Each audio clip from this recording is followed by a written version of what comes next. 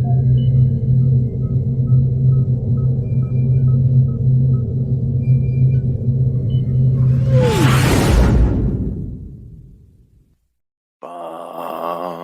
bum, bum, bum. What's up? Picard, Season 3, Episode 8, Chapter 8, titled Surrender. This episode, this episode was interesting. Interesting. And it was also something that I felt it was a wrap up of sorts, a pretty good wrap up, but not the wrap up. We've got two more episodes left.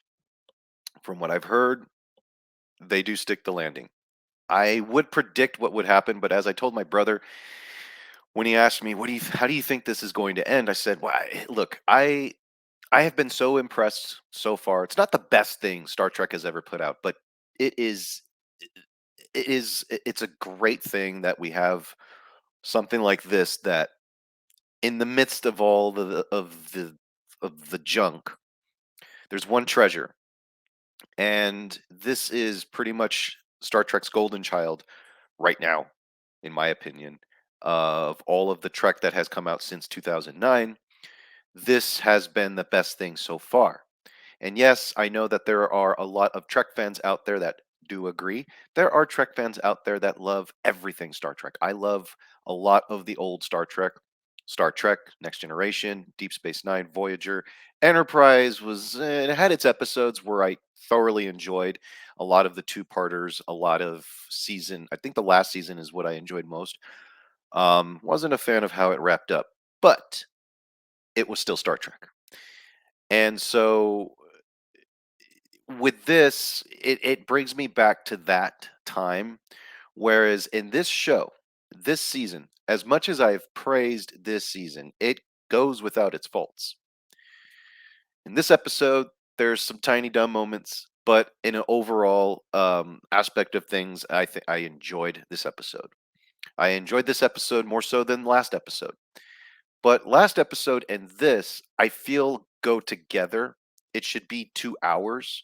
And yes, I understand it's 10 episodes broken up into, I mean, it's a whole 10-hour film broken up into 10 episodes. So what we're getting here is we're getting the end of the second act of a movie, if you will. And like I said, it wraps up things well, but it's not the finale. And so we're still trying to figure out who the hell Jack Crusher is, what the revelation is behind the red door, and all of those things. Now, if it was my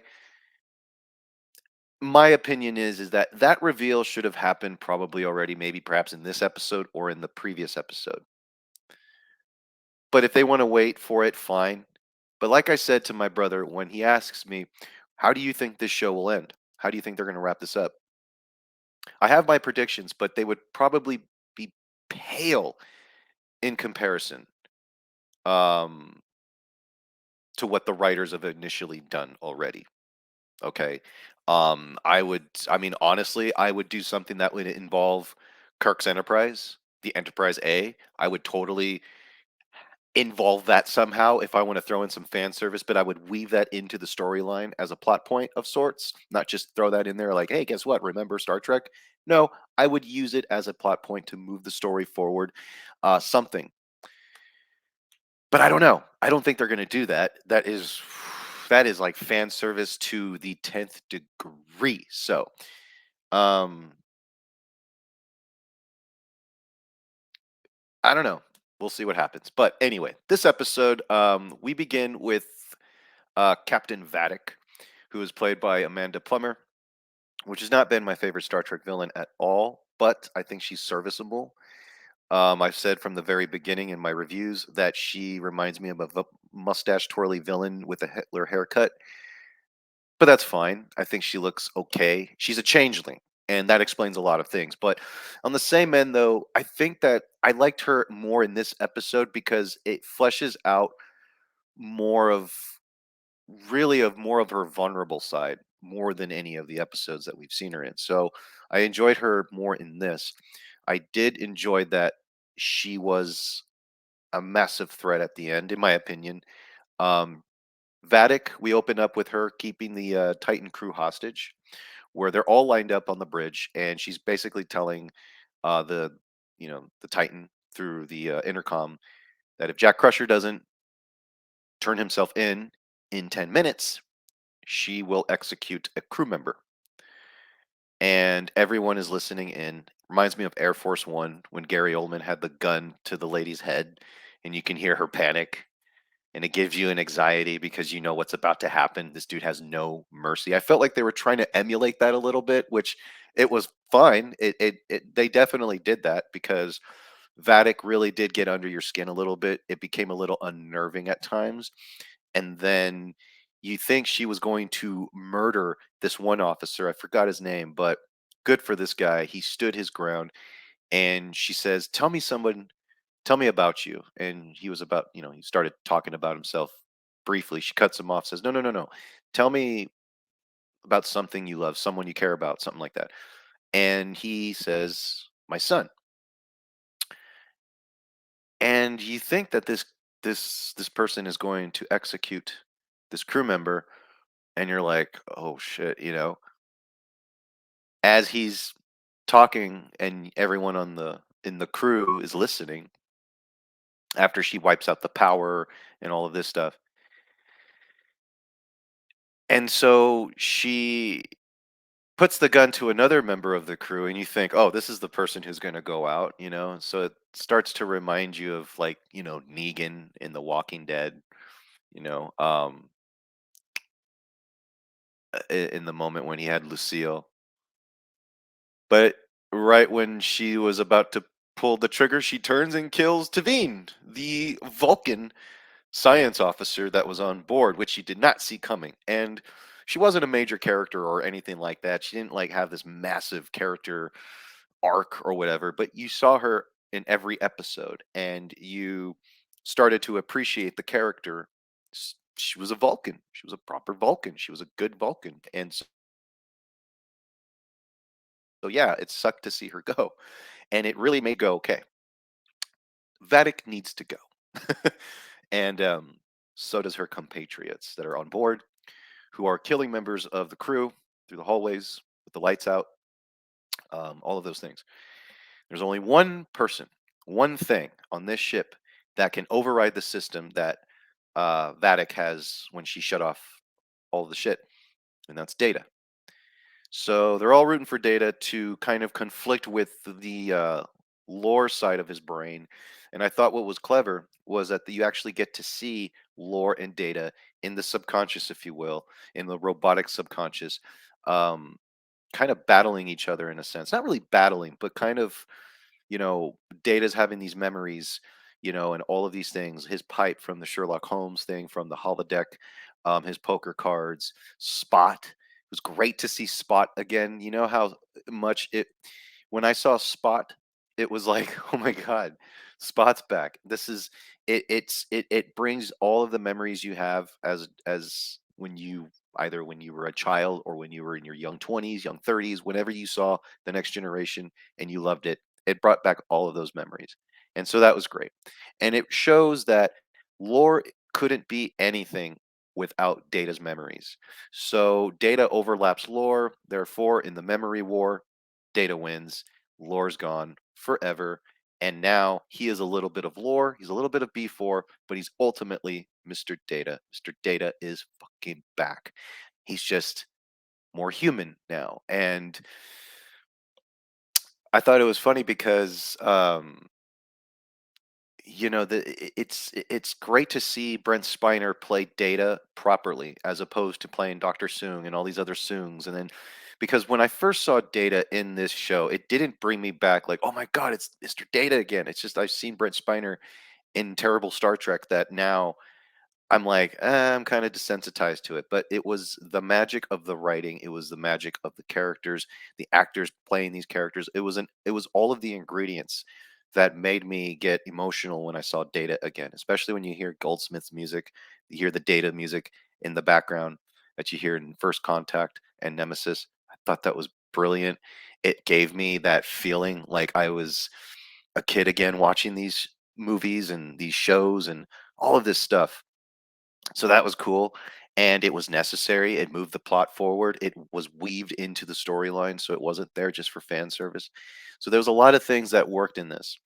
Um, Now, when Data comes back, Data overrides the systems, and therefore Jack Crusher had a plan also to because you need the power on to do the things that they needed to do. So they all worked as a team. And Jack Crusher goes on board the bridge, turns himself in, fake turns himself in, has this little ball, which is reminds me of like the thermal detonator in Return of the Jedi when Leia had that bounty hunter disguise. And it wasn't a thermal detonator of anything. It was just like this shield that just goes around you.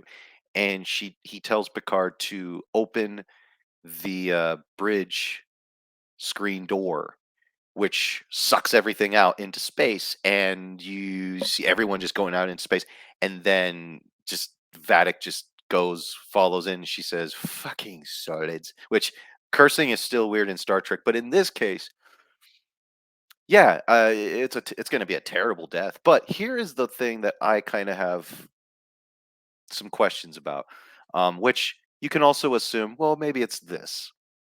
And I'm sure the writers maybe perhaps were thinking about it. I don't know. When Vatic goes out into space, her body freezes up, and then you see her body just spinning, and then you see the Shrike come into frame, and her body hits the Shrike, and you see she goes shatters into like 1,000 pieces. My thing is this though, is that they changelings can breathe in space. They can survive in space. But like in this case, is she dead, or did just the pieces just float out into space and it's just, they're never gonna get back to each other. I mean, that's pretty horrible death, knowing that you're out there in space forever. You know what I'm saying? So things like that. I enjoy this episode a lot. The Riker moments between her and Deanna Troy, Mr. Worf, I thought were brilliant. I loved Mr. Worf in this. Raffi fighting the changelings with swords and stuff, I thought was kind of weird, but still cool. But they're creatures made of goo, so yeah, I don't know. Perhaps it was just Raffi's character arc, maybe that she learned a lot from Worf, the training, the way she fights, all of those things. It was kind of cool to see that and to see those two work together. And so as we get towards the end, we get the Star Trek music. We get the Star Trek music with the Titan, which kind of looks like the Enterprise. We all think it's the Enterprise, but it's the Titan. But you see the ship flying by, and you hear the Goldsmith music, which is brilliant. It's beautiful. I love it. Um, and then they're sitting in the room together. And when you see Data, Geordi together walking in the halls, talking about their friendship, talking about how they've come all this way now, and how Data now is a human and he can start to appreciate friendship like a human and all of those things. It was great to watch that friendship. And you can imply that now Geordi has Data back in his life. They're going to work together. They're going to be together. They're going to work together, best friends, brothers. It's great, and it was awesome to see that because we never got that in Nemesis. We got Jordy looking at the explosion from the scimitar, watching Data's death, and yes, you do see that he is sad. You get the sense that he's sad, but we never really had that moment between them because it was always them in Next Generation.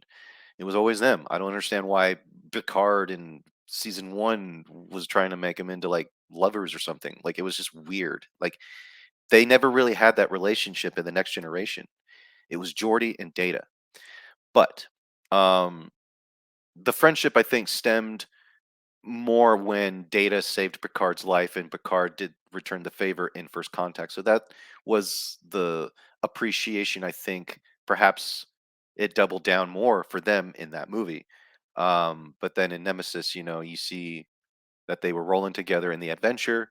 You see how that hurt Picard, but not to the point where they really made it weird and awkward. Where in Picard season one, it was like Data was like his the lover that was gone or something. I don't know. It was weird. It was strange.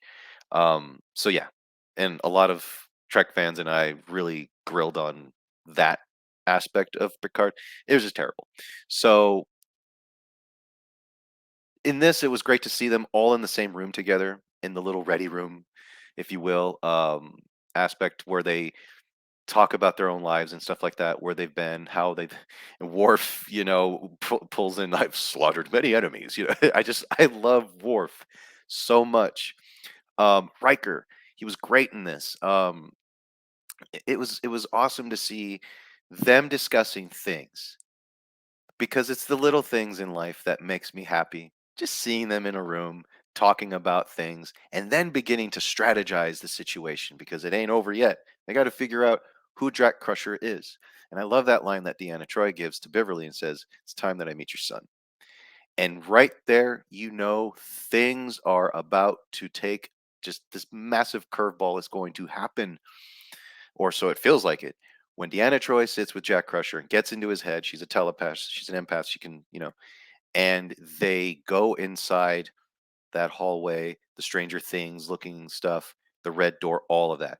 Once the red door opens, cuts to black, the episode's over. To be continued. And you're like, fuck. But it's okay. And the week to week thing works because people are talking about this show. It's great. As much as you want to be greedy and watch all 10 episodes at once, like Stranger Things, Cobra Kai, which Cobra Kai is fantastic. Um, but we want to talk about this show for weeks. Okay, for weeks. We've got two more episodes left. Is it going to stick the landing for me? Is it going to stick the landing for you guys? I don't know. I'm excited to see where things are going. I am enjoying Star Trek right now. This is going to happen once, and after this, it's never going to happen again. Um, it's just great to live in a time where Star Trek is proper for a short amount of time. We've got the characters that we know and love, which is great. I mean, listen, this Star Trek is an ensemble show. It was never about one person, and that is the big mistake here that Patrick Stewart made when they did Picard seasons 1 and 2, is that Star Trek isn't about one person. It is about a crew. It's about, Picard, Riker, Data, everyone. Just like the original series was about Kirk, Spock, and Bones. As much as I would love to see a show about Captain Kirk, I think it works best when it's an ensemble. And you can't get too crazy and too Star Warsy with Star Trek, and that's what they're trying to do right now with Star Trek. And I feel like with Star Trek, it's fun. I get maybe you like the vibe, but objectively, some of the stuff that they're a lot of the stuff that they're putting out ain't that good.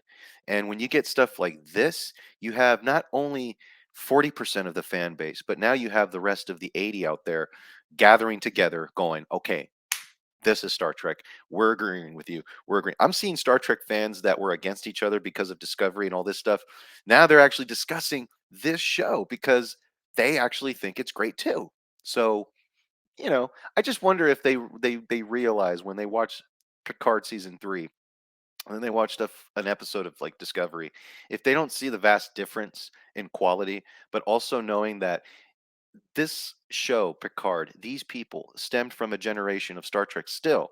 Even when Voyager was happening, Deep Space Nine, you have kids who grew up in the 90s and they were inspired by Star Trek, the science, the tech, all of this stuff, space all together. Do you think anybody, you can like this show, but it doesn't mean that you have to think that Discovery, you may like Discovery, but there is no way that Star Trek Discovery or Strange New Worlds or anything new Trek, especially the cartoons, are going to inspire young people today to come to go into science or to be into space exploration or any of those things, technology, all of that stuff to drive mankind forward. Hell fucking no. Okay. Not that I'm saying Picard season 3 is going to inspire scientists in the future, but this is a reminder of what Star Trek was about, a fun action adventure with some awesome values and shit there to make you think and not telling you what to think.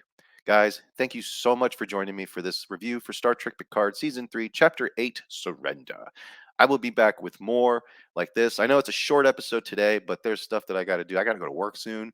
Yeah, a place where you're just like, oh, God, but you got to pay the bill somehow. So, anyways, thank you so much for watching, guys. You guys have been awesome. And you guys are awesome. All my Trek fans out there, my fellow Trek fans out there who have been subscribing to this channel, talking about Star Trek, but also discussing about nerdy shit and things that we see opposite views of things, but on a common ground, We're just a bunch of nerds who love to talk about this shit. So let's talk about this shit. Even if you disagree with me, I still appreciate that you watched this video anyway. But thank you guys so much. I will be back. And if I don't see you guys this weekend, happy Easter. Be safe. Take care. Bye bye.